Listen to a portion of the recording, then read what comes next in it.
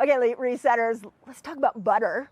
I know we've all become a little butter obsessed, maybe even put butter in our coffee, but I'm gonna show you in this video that there's actually 3 better foods you could be eating if you're trying to lose weight other than butter. Yeah, and some people I know are eating butter to lose weight. So let's debunk this myth about butter and weight loss, and let me show you 3 different foods I want you to lean into that are better than butter that will support your weight loss journey. Let's dive in. The first thing I think we got to ask ourselves is, where along the nutritional line did we decide that butter was a great tool for weight loss? And I think it really started back in the Atkins days. You remember the Atkins diet where everybody was eating a ton of fat and they were eating all kinds of fat, good fat and bad fat. There was meat and fat. But then we started to realize, wait a second, there's a difference between good fat and bad fat. And so we evolved into the ketogenic movement where all of a sudden we said carbs are bad, but fat is good fat is good. So we all moved away from refined carbohydrate. We started to eat more of nature's carbs, and we started to really think we had to bring our fat levels up so that we could move into ketosis. And so that's where grass-fed butter started to really make a comeback, or it had its debut. And then out of the keto movement, we started putting butter in our coffee because we were looking at butter as a tool to kill our hunger in the morning so that we could be into these longer fasted states. So all of those kind of got us to this place of understanding that fat might actually help us, not hurt us. But I want to evolve this to a new place because we are trying to metabolically switch for weight loss. That's what we're trying to do. So if you're trying to get into the fat burning state and burn fat for energy through fasting, there are 3 foods you want to bring in before you go into your fasted state that will help you burn more fat in these states. So here we go. Here's the first one, is that you want to focus on protein. Can you bring your protein level up? I feel like protein is the new butter for weight loss. Really, I want you to think about this for a moment. When we bring protein up, we stimulate something called mTOR. And mTOR is where we start to see growth of muscles. So you'll start to see that your muscles will get stronger. When your muscles get stronger, you create more insulin receptor sites. When you have more insulin receptor sites, there's more doors for your body to push glucose into muscles. When your body's pushing glucose into muscles, now that muscle can be used for energy, like when you're working out, and not stored as fat. When you have less muscle, you have less insulin receptor sites. When there are less insulin receptor sites, there's not as many openings for glucose to get pushed in, and that glucose will be stored as fat. I want to rebrand fat. Fat is just excess. Your body put excess glucose, it put excess hormones, excess toxins. So let's create more muscle so it can put the glucose into the muscle to be used for our benefit. So 1 gram of protein for every pound of body weight you want to be. I really encourage you to do protein cycling, where every couple of hours you're doing another 30 grams of protein so you can trigger amino acid receptor sites. If that's brand new, I've done a ton of videos. I'm sure my team will link some videos in here for you to lean into to understand protein cycling. But the protein is the new butter for weight loss. It is really, really powerful. So that's your first one. The second one is I want you to look at other good fats, specifically MCT oil. So think of this metabolic switch as needing some lubrication. So sometimes we need to lean into other fats, and MCT oil is the one that switches you over the best. This is why MCT oil in your coffee in the morning can actually help you elongate your fasting window, putting you in this fasted state where you're burning fat for a longer period of time. So what MCT oil will do in your coffee as you switch over is it makes it easier to switch, and all of a sudden now MCT oil helps you create ketones, and those ketones will go up into the brain and kill your hunger hormone. So when we're looking at fat loss, we're also looking at how do we make sure you're not hungry in your fasted state. So you can really help minimize the hunger in that fasted state by adding MCT oil in, specifically in your coffee in the morning. Okay, my last food group, really, and something I really encourage you to add in your sugar burner state when you are eating, and that is fiber. So I want you to think of fiber as brakes on your blood sugar. So when you, like, I'll give you an example of something that I love to break my fast with. Usually around noon, I will make a big green salad. And I'll put a ton of greens in there so that I can make sure that my microbiome is well fed while I put a ton of protein on that. That's a pretty common first meal that I'll have. But what fiber is doing is it's feeding the bacteria that balance your blood sugar. So when you add in that extra fiber and that blood sugar is more balanced, what ends up happening is that you're gonna switch over into the fat burning state faster. The second part about fiber that's so important is that it feeds a set of bacteria that break estrogen down. And so when we add in more fiber, what happens is we feed the bacteria that break that estrogen down. If you don't feed those bacteria and estrogen doesn't get broken down, it will get stored as fat. So, we gotta think about food as this incredible weight loss tool in this really, it's like a chemistry experiment that we're talking about here. Feeding that microbiome so it can break down estrogen. We're looking at protein to open up insulin receptor sites so that we can drive glucose into your muscles, not into fat, and we're lubricating the metabolic switch using these good oils.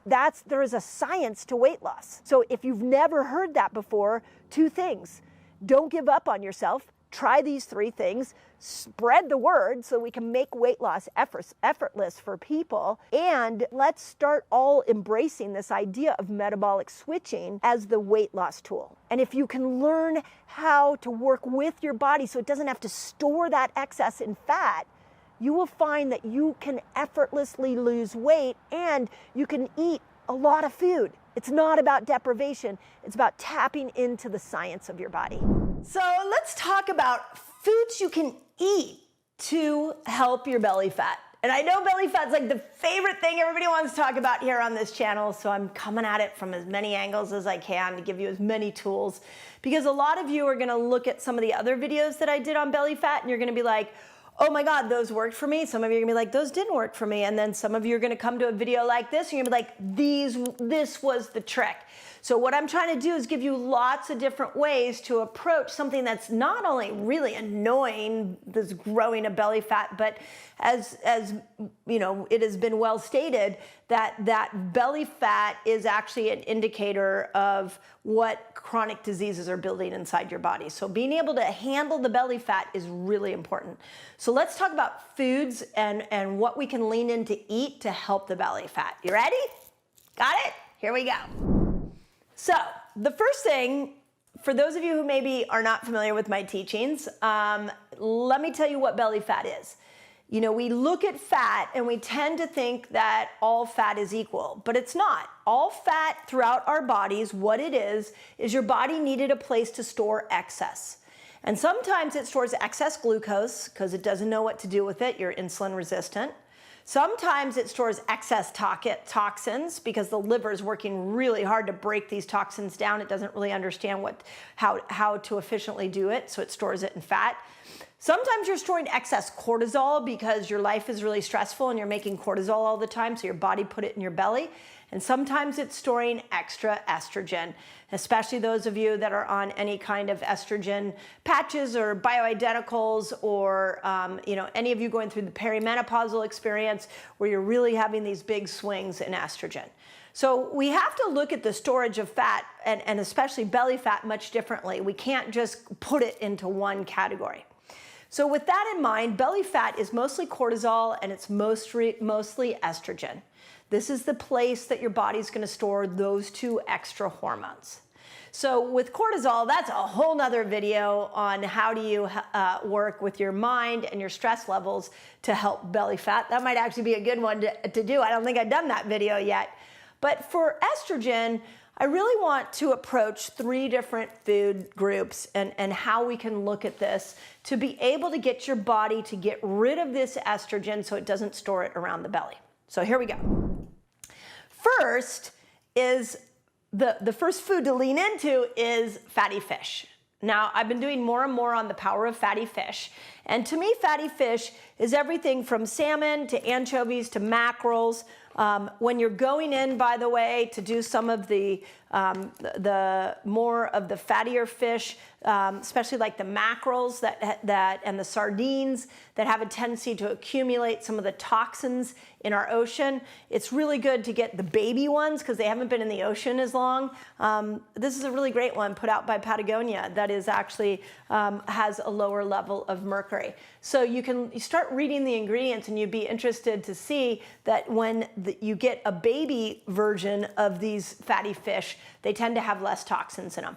Same thing with salmon, is you really want to increase your fatty acid that have the most amount of omega-3 fatty acids in it. And if you're going, and I'll explain why here in a second, when you're looking at increasing fatty acids, we need to have that salmon be from the wild, not farm raised. So again, the nuance matters when we're trying to use tools like fatty fish to be able to help with belly fat. Now, a couple things that I want to say about omega-3s and fatty fish and why they work so well. So they're high in omega-3s, and there was a really interesting study that I want to quote and I want to quote it accurately because I think it'll help you grasp the importance of adding something in for this belly fat. So this was a 2022 study, and what they did is the researchers split groups into overweight people into two groups. And one group, they fed them the same diet, by the way, but one group got the omega-3 rich fish oil every single day. So they didn't do the fish, but they did fish oil. And they got it every single day for 12 weeks. And what they found was the group that had the added in fish oil had a greater loss of fat specifically around their belly weight. They also noticed improvement in cognitive function for that group. So the reason I want to point this out, because I think this is really interesting, is that you don't necessarily have to have fish every day. You could have fish oil. I will put links to my favorites here in the notes. But when we add in omega-3s, we're not only supporting better brain health, but we are helping with the breakdown of estrogen to be able to move estrogen out of the system so it doesn't turn into that belly fat.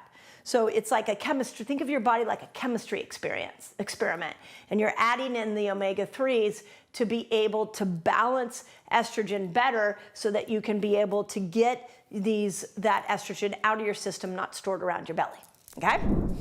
Okay, number two, speaking of estrogen, number two is soy.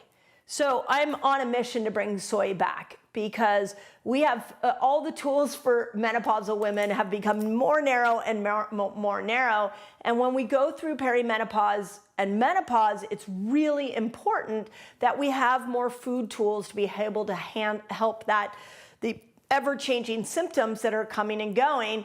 And one of the symptoms of menopause is belly weight. So what's interesting is that when we look at soy, it's a phytoestrogen. So what does that mean? A phytoestrogen means that it acts like an estrogen, it just came from plants. So a couple interesting studies, and there were actually several of them that I'll link here in the notes, but I want to just spit them out because it's really important. That soy is rich in the phytoestrogen called isoflavonoids, and these will actually mimic your body's natural estrogen, not in a bad way, in a good way, and will bring up your natural estrogen levels. Now remember, when you go through menopause, if your estrogen levels go down, you become more insulin resistant. So the reason that soy as a phytoestrogen works so well is because it can help bring up your estrogen levels so you don't hit that insulin resistant place.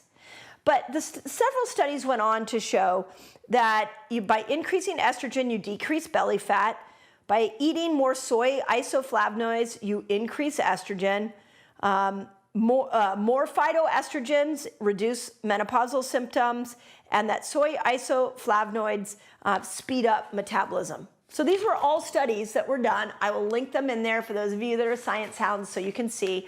But soy has a multi-pronged approach that can be really beneficial, especially to my perimenopause and menopausal friends. Now, how should you eat soy? So for me, I love edamame. So you want to make sure it's always organic. So as much edamame as you possibly can eat would be fine.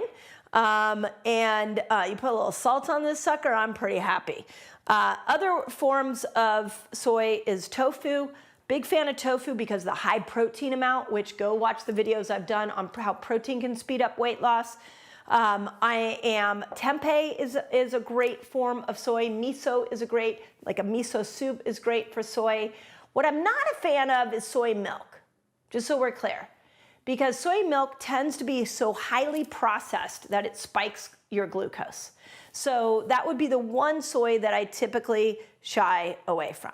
But number 2 is let's add more soy back in. Okay, number 3 thing you can do for belly fat, and I've been talking about this a lot on this channel, which is increase your green veggies.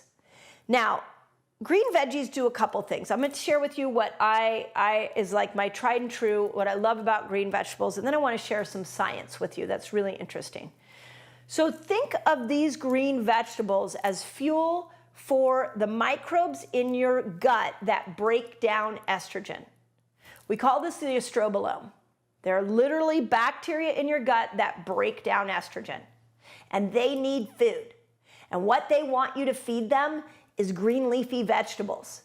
So when you eat more green leafy vegetables from a variety of sources, what you're doing is you're feeding these microbes that will break estrogen down.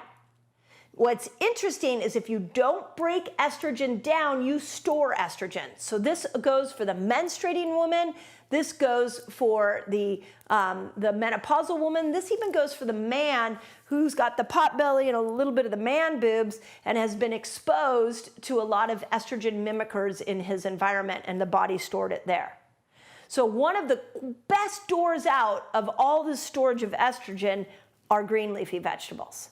Now, a couple interesting studies that I found was that by increasing, this one was a pretty good sized study. It had over 1,100 people, and they found that increasing fiber intake, so this would be fiber intake, decreased belly fat by nearly 4% of overall body weight over 5 years. Okay, so for context, just to give you an idea, this would be if you weighed 150 pounds, that's 6 pounds of belly fat that you can lose over a 5-year period. Now, I know what you're thinking. You're like, 5 years? What? Like, that seems forever. But when we look at the trends that happen to most people, each year they're gaining a little bit more and a little bit more and a little bit more.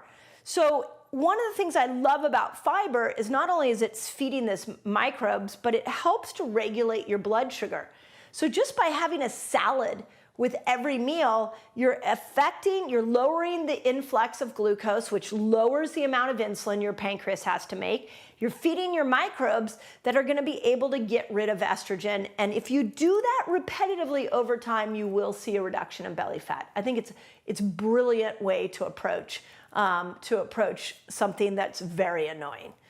A couple of my favorite types of greens, I like all different kinds, but I love bok choy, I love chard, I love Brussels sprouts, I love dandelion greens. They're great for liver support. I love parsley. I'm trying to think. Mint. I put a lot of mint in my salad. Any green leafy vegetable I can get my hands on. Myself personally, I don't love spinach. It's just me. But if you love spinach, you can keep eating it. I would say something like an iceberg head lettuce isn't going to have as much of that fiber in it, and it's not going to be as nutritious as some of the ones I've mentioned here. Now, you can look at green juices. So green juices are interesting because they don't have as much fiber. It's just the nutrients that have been pulled out. But if you're looking, like me, constantly to be adding more green leafy vegetables in, sometimes juices can be good. You just want to make sure that you're not adding in the green juice with like a whole apple or pineapple, which is a very, very common way to drink green juice because it doesn't taste so good. So being able to drink the juice that doesn't have the apple can be supportive of the microbiome, can give you the nutrients you need, doesn't have as much fiber, but can also support that long vision that I'm talking about here for losing menopausal belly weight.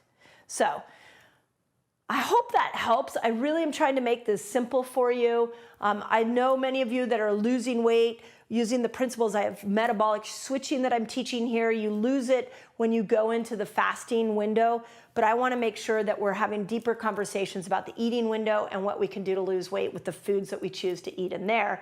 And when it comes to belly fat, we have to bring back the fatty fish, the soy, and the green leafy vegetables. They absolutely are the hero and the antidote to that extra weight you're carrying around your midsection. Okay, have you been watching my videos and you're like, I don't know how to put this stuff all together? You might need my fasting lifestyle free course. I'll teach you exactly how to do it. Just click on the link above, it'll take it to you, and it's absolutely free, my gift to you. On this video, I want to talk about 3 spices that will lower inflammation. And it's funny because spices for centuries has been this healing tool, but yet in modern day, sometimes we forget about the power, the healing power of spice, and often we either don't put a spice into our cooking or we look at it only from a taste profile. So I really want to bring back the conversation of food as medicine in celebration of Eat Like a Girl coming out. If you can really see your eating window as adding these foods in that heal you, food becomes medicine, and then fasting becomes a way of tapping in to your own healing capabilities, and you combine those and boom, you've got a body that you will absolutely love. So we can't leave spices out of the food as medicine conversation, and these 3 are specific for lowering inflammation. So let's dive into what these 3 are. So the first one, you probably already are like, I would think you're probably thinking this one, but I really want to talk about the use of it, how we cook with it, and why it's the hero spice. It's turmeric. Most people now know that turmeric has an anti-inflammatory effect because it's high in antioxidants. And I want to talk about what antioxidants are. So let's go back to cellular health here. We have 72 trillion some cells in our body. And when we are exposed to toxins and stress, all of a sudden those oxidants, you get this oxidative stress that occurs inside the cell. And when there's oxidative stress inside the cell, what happens is toxins stay in there and trigger genes. So they can trigger any kind of gene. They can trigger genes for autoimmunity, cancer, chronic disease. They also shut down production of ATP from the mitochondria. And this is important because the mitochondria is trying to spit out all this ATP to give you energy to function and energy to heal. And if you get a lot of toxins that create this oxidative stress within the cell, now your energy goes down. So we have possibility of genes being triggered, energy going down, and then of course other cellular parts. There's a lot of different pieces of the cell start to malfunction. And overall, the cell, because it's traumatized from these oxidative stress, becomes inflamed. And then you start getting signs of chronic inflammation. So you see how those all work together? So when we add in antioxidants, it cleans up that oxidative stress, gets the mitochondria making more ATP, you will start avoiding triggering these genes, and you start to bring inflammation down. So when we look at the cell through the lens of turmeric, turmeric specifically works on arthritis, so it works on joints and it works on gut. So the research that I found that's really interesting is that, and this was actually a 2020 review, showed that turmeric, which the antioxidant component of turmeric is called curcumin, and that curcumin has an extraordinary antioxidant activity that can protect the cells from inflammation and accelerated aging. Again, specifically, we're seeing this in the gut and in the joints. So we want to make sure that we are having daily, is the way I would look at it, a daily dose of turmeric. But here's what's interesting about turmeric, and I hope some of you I know have heard this, is that you want to pair it with black pepper, because curcumin, when paired with black pepper, you see an increase, a 2,000% increase in its anti-inflammatory effect. So, that's as simple as using your turmeric spice and just when you're cooking, putting it together with black pepper. There are supplements out there that know this, but what I'm here to teach you is how to use food as medicine. So, and how to never buy a supplement again. So if you really get into the science behind spices, you realize that there's some serious power here, especially when we combine those two together. Okay, second spice, which is another favorite of mine, is ginger. Now, ginger, really fun, interesting recipe I have for you all is in Eat Like a Girl. I have a series of fasted snack recipes that you can actually eat or drink in your fasting window. Chef Leslie created them. She was my plant-based chef for that book. The interesting thing is that ginger, she made a really good ginger drink that is incredible that you can use in your fasting window.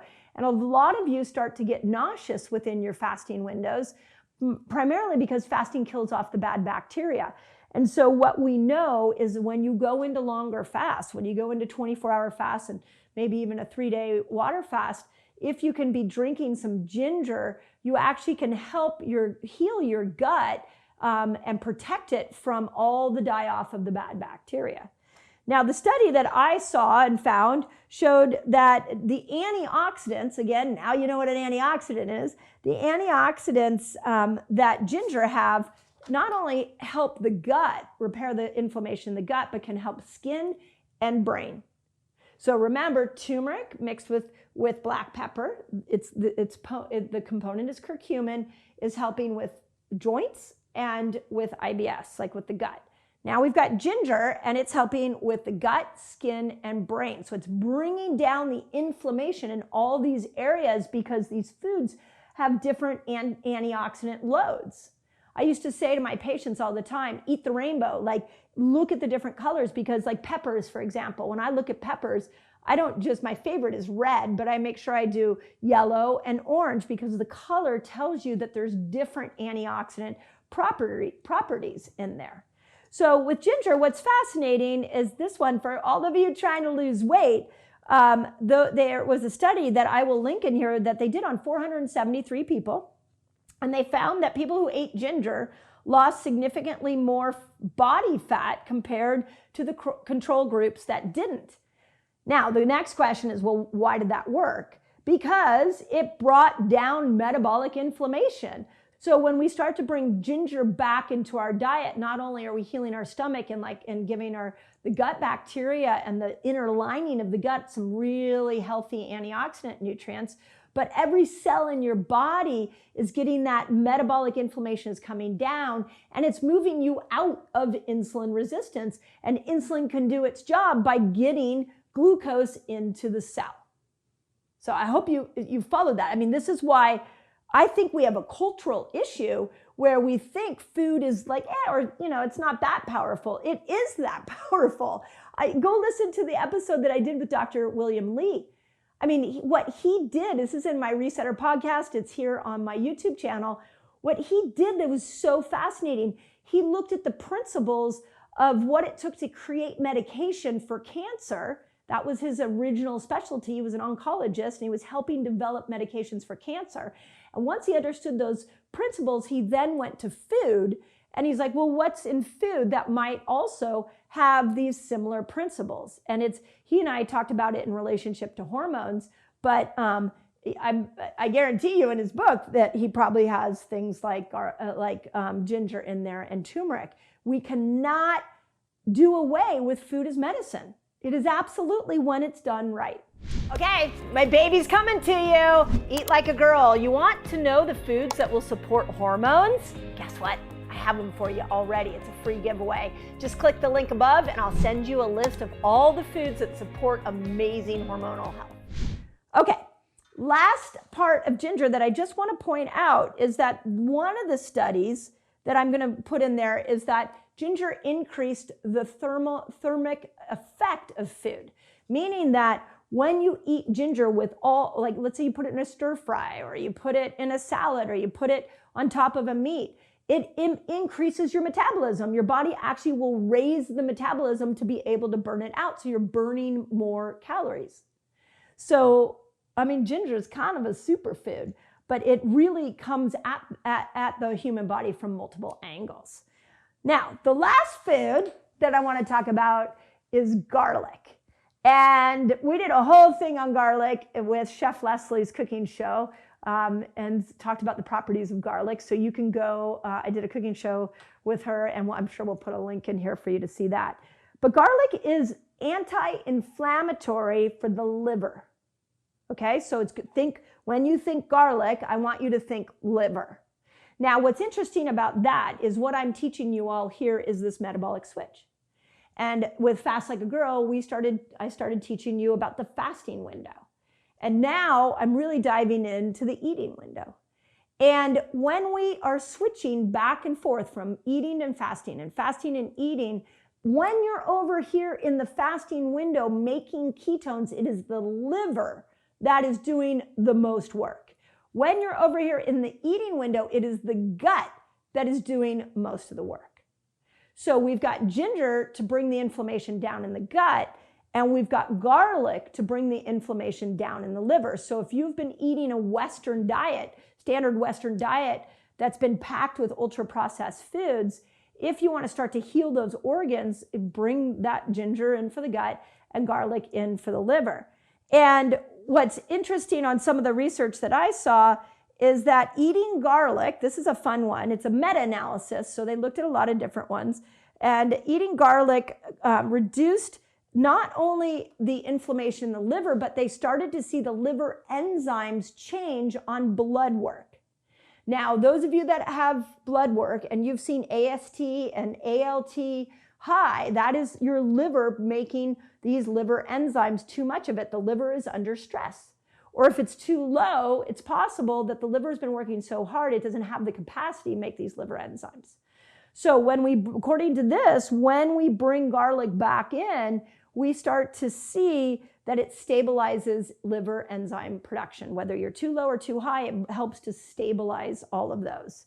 And it's great for reversing signs of fatty liver disease, which I've done several videos on that here for you all. Again, I'm sure my team will put some links in here. But, again, let's go back to food. In Chef Leslie in the cooking show said she just eats a clove a day and just pops it in her mouth and eats one every day. I think that's a really great idea. Like, let's not complicate this. Let's just take one of the cloves here and put it in your mouth and get that daily dose to be able to start to heal the liver. So I hope that helps. Again, I'm here trying to help you all understand this fasting lifestyle and the metabolic switch, but we're currently in a time where food has become poison. I don't know if you've heard of the term food deserts, that there's like parts here in America of big patches of parts of our country where they're not getting good food. They're not getting access to healthy food. Food's there, but it's just the quality of food has gone down so much. So we have to educate ourselves. So in Eat Like a Girl, I got lists of foods you're going to want to avoid. But then we have to look at what nature provided and how and it's just spectacular. When you think about what nature provided, it's like it provided all these amazing foods that have all these incredible properties. Why don't we give it enough credit? Like, why don't we instead we look at food as through the lens of our taste buds, why don't we give it credit? So on this video, I really wanted to bring those spices back to help you all lower your inflammation. And if you attach those three things to a fasting window, when you are fasting, you're lowering inflammation. Chronic inflammation is not hard to overcome. You just have to understand why the body is making the inflammation, what you can do to start to reverse it quickly. So on this video, I really want to dive into herbs. You're going to see a trend here on my videos where I'm really looking at the healing support that food, herbs, spices can actually give us. Because if we really lean into this idea that food is medicine, including herbs, then it makes our fasting state so much easier. one of the things that I'm teaching you all here is how to use this metabolic switch, where you use food to heal and then you go without food so that your body can heal. They're both healing states. But if we are chronically leaning into packaged food, man-made food, bad oils, toxic ingredients, then the sugar burner system is not healing. So let's clean this up, okay? And there are 3 herbs that I really, really like that can help heal the body and support specifically a really good nervous system. Remember, I talk a lot about the rushing woman syndrome and how we're just like on a go, go, go pace all the time. Well, these 3 herbs can really help calm the nervous system and help that rushing woman body and rushing man body. So let's dive into these 3. First is ashwagandha. So I think we all have heard of ashwagandha a lot. It's in, like, I know if I go to my local natural food stores, it's in all kinds of drink. It's in a lot of different supplements. I think we all, hopefully you have heard of it as, hey, that's really good for stress. And it is. The ashwagandha is incredible for helping heal your body from stress. And here's why. So it is rich in something that is called withanolides. Now, they are a natural sedative. So when you take ashwagandha, it's like calming you down. Okay, let's just take that concept for a moment and let's put it through the eyes of the menopausal woman, because I'm here to really help and support women through that process of perimenopause and menopause. It's massively important to my heart. One of the things that we know is that as progesterone comes down, our ability to relax from stress becomes more difficult. So it's in those moments that we need herbs like ashwagandha that act like a natural sedative, because progesterone was doing that, but progesterone is now making her exit. So as she makes her exit, we can bring ashwagandha in to help relax us.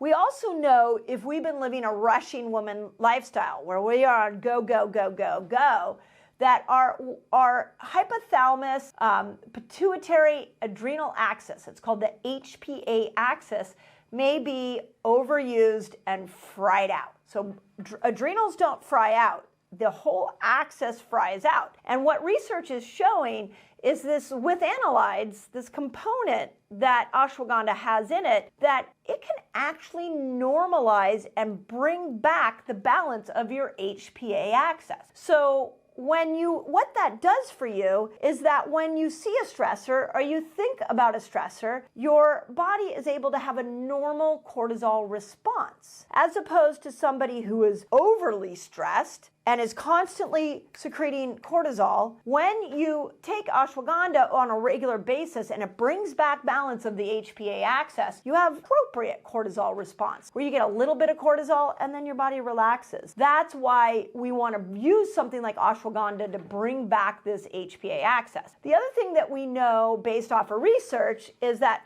not only is it a sedative, like I told you, not only does it balance the HPA axis, but it can reduce anxiety, which is really important overall for perimenopause and menopausal women. And so the interesting thing, though, about ashwagandha, or before I go to the next one, is that just make sure you get it in a capsule, because it does have a really strong smell. Ashwagandha in Sanskrit actually translates into horse smell. So it may not be good in a tea. It may be better in a capsule if you don't like the smell of horses. Second herb that I am a huge fan of, and drink on many occasions, is kava. So kava is incredibly good for sleep, and it has a component in it called a kavalactone. And kavalactones go into GABA receptor sites and stimulate the production of GABA. You know what else went into a GABA receptor site? Progesterone. So when you're after 35, for women, as progesterone goes down, nothing's going into that GABA receptor site, but kava can. And there is a lot of different ways that you can reach for kava. There are tinctures, there are teas, There are powders. It's pretty prevalent once you start to really open your eyes to it. Now, there have been numerous studies that have found that kava is incredible for improving sleep. There was one that I really want to highlight, which is a 2004 study of 61 people that they found that not only were they able to fall asleep quicker, okay, my menopausal women, how many of us go to sleep and we're like, oh, I can't sleep, I can't sleep, I can't sleep. How many of us find that it takes forever to go to sleep? Kava can help with that. So not only is it going to help you go to sleep, but this study found that it decreased sleep disturbances, so you're not waking up, and it gave you an overall improvement in sleep quality, specifically REM and deep sleep. So a cup of kava tea before you go to bed can really help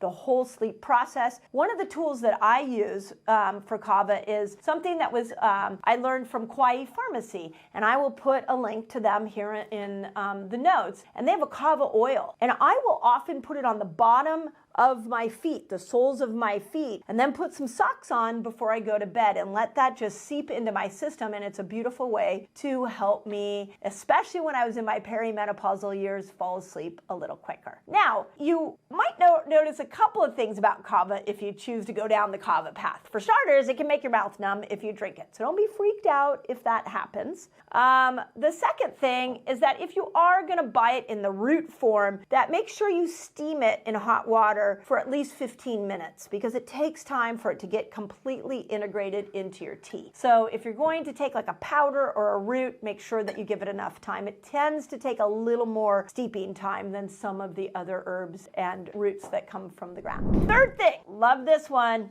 rhodiola for energy. So we had ashwagandha for stress, we had kava for sleep, and rhodiola for energy. 3 really cool herbs the earth has provided us. And here's what's really cool about rhodiola. I geeked out on this one. I went deep down a path. I'm a fan of good energy, if you haven't noticed. I will do everything I can to keep my energy up, and rhodiola is one of those things. So it's a flowering herb that is native to Europe and North America, and it was originally used by the Vikings to increase endurance and physical strength. And it does this because it's rich in some really interesting compounds, 4 specific compounds. It's rich in 4 really unique compounds that not only help with endurance, but they reduce fatigue. And it's not only physical fatigue, but also mental fatigue. So when I'm talking about the endurance capabilities of rhodiola, I'm not just talking about the body, I'm talking about mental fatigue, which back with my menopausal women, as estradiol goes down, our ability to perform mentally can be hindered. And so when we go into rhodiola, we can actually improve our mental focus and endurance and be able to do that full work day that so many of us are trying to keep up with despite having low levels of estrogen.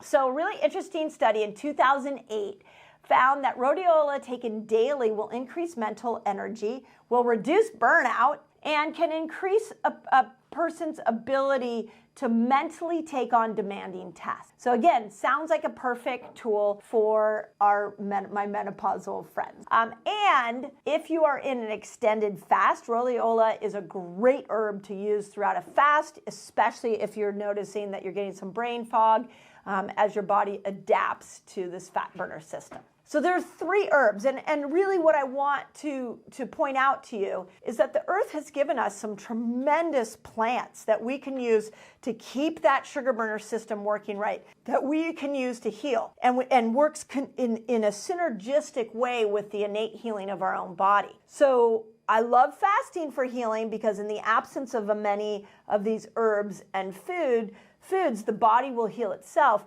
But again, we also want to keep in mind that food and plants and herbs in general can support a proper healing effect. And sometimes those fit into the sugar burner system. Sometimes you can take them as supplements in the fat burning system, but we can't leave herbs out of the equation, especially ones that are going to help with stress, sleep, and energy. And I don't know a menopausal woman on the planet that doesn't need help with that. So let me know if that's helpful. I haven't dove much into herbs, so if that's fun for you, let me know, and I'll do more videos. But you're not out of answers. Nature has provided quite a few for you, and there are 3 of them. Okay, you're not losing belly fat. I get it. Watch this video so you know exactly how to get rid of your belly fat. So I really want you to remember that cortisol and belly fat, those go hand in hand. So as your belly is growing, it's not always diet related. It can also be stress related.